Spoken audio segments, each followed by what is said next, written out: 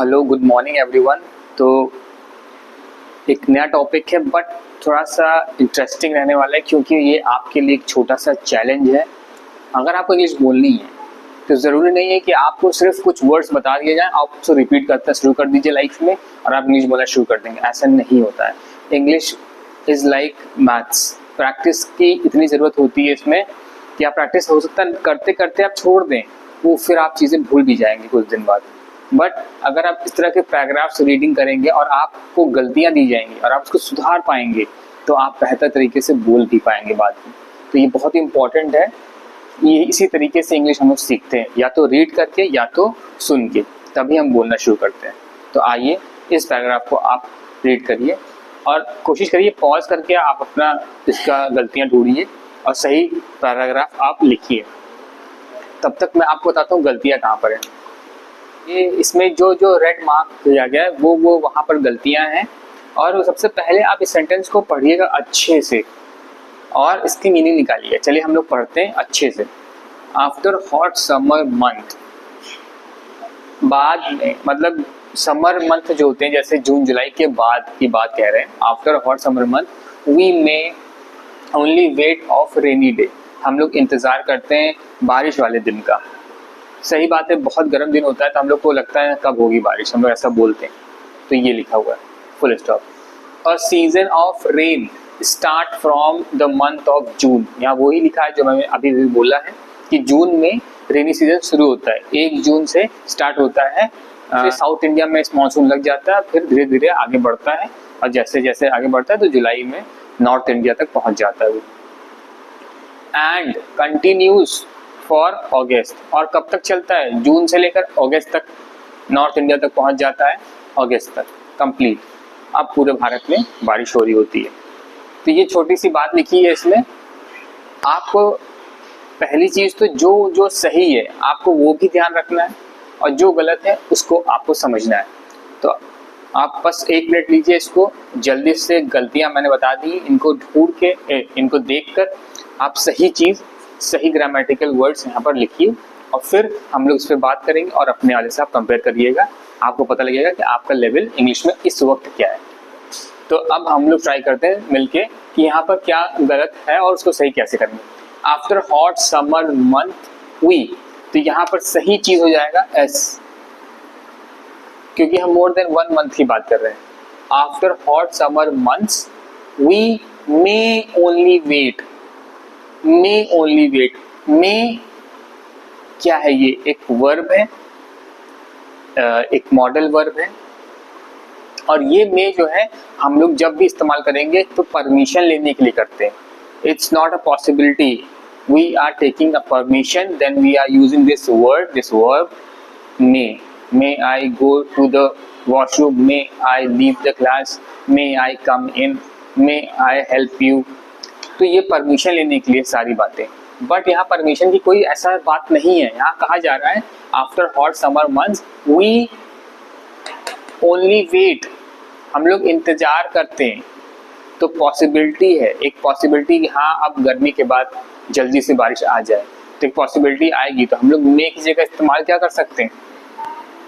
Possibility वाला word can, ये सही वर्ड है। After hot summer months we can only wait. यहाँ ऑफ आया है और हम लोगों ने यहाँ बात की थी कि ऑफ तब आता है जब हम किसी का मेजरमेंट, क्वांटिटी या फिर उसका कोई पार्ट हो उसकी बात कर रहे हो, है ना।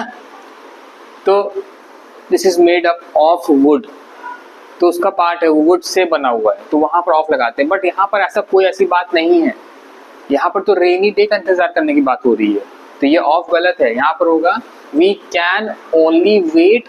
और यहाँ मैंने आपको बहुत पहले एक वीडियो बनाया था, आप उस पर जा सकते हैं, वीडियो पे आप देखिएगा, जहाँ पर टू का और फॉर का इस्तेमाल कहाँ करना है, कैसे करना है सेंटेंस में, वो बताया था मैंने। तो यहाँ पर लिखा है we can only wait dash rainy day, तो रेनी डे का वेट कर रहे हैं, एक नाउन का वेट कर रहे हैं। Rainy day it's a noun, एक डे की बात कर रहे हैं। तो जब हम हमारे सेंटेंस में कोई एक्सप्लेनेशन हो, वो नाउन हो, तो वहां पर हम इस्तेमाल किसका करेंगे? फॉर का करेंगे,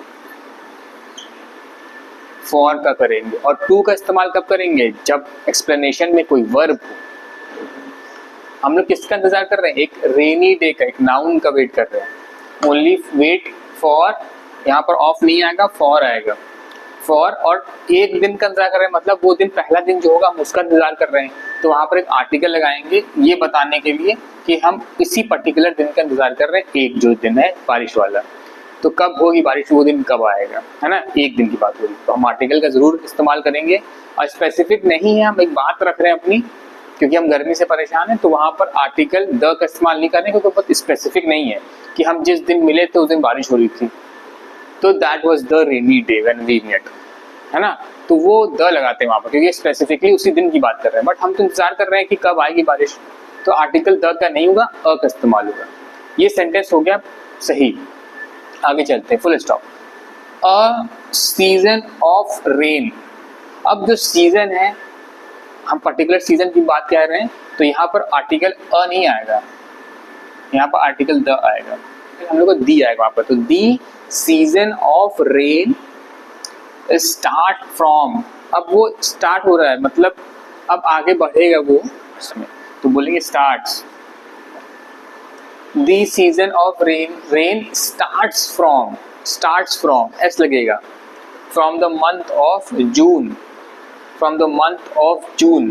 अब देखिए यहाँ पर ऑफ लगा हुआ है, इसका मतलब हम बता रहे हैं कि वहां से ऑफ जून, तो इसका पार्ट है ये, फ्रॉम द मंथ ऑफ जून, इसका पार्ट बता and dash continues for August, and dash है जून से, और वो वर्ड आ रहा है यहाँ पर, और वो चलता है लगातार अगस्त तक, तो वो वर्ड आ रहा है यहाँ पर कंटिन्यूज, एंड इट कंटिन्यूज, क्योंकि हमने पता है हम वो इट का इस्तेमाल हम तब करते हैं जब कोई जानवर हो उसके लिए करते हैं, नॉर्मल बात कर रहे हो और उस बात को लेकर बताना है कि उसका ये चीज था, तो वहां पर भी हम इट लगाते हैं। नॉन लिविंग बात होगा या फिर कोई नॉर्मल बात होगा तो वहां भी इट लगाते हैं।